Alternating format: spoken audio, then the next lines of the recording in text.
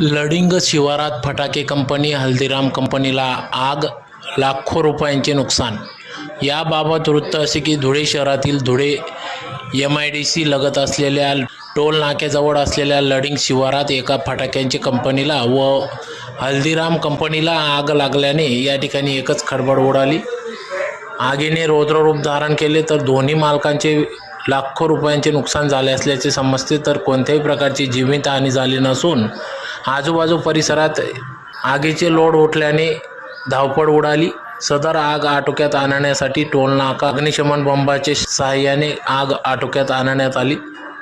यावेळी 6 ते 7 बंबांच्या सहाय्याने सदर आग आटोक्यात आणण्यात आली। तर या आगीत फटाके कंपनी मालक सचिन ब्राह्मणकर यांचे 10 ते 15 लाख रुपयांचे नुकसान झाले असून त्याचबरोबर हल्दीराम कंपनीच्या मालक सचिन शर्मा यांचे देखील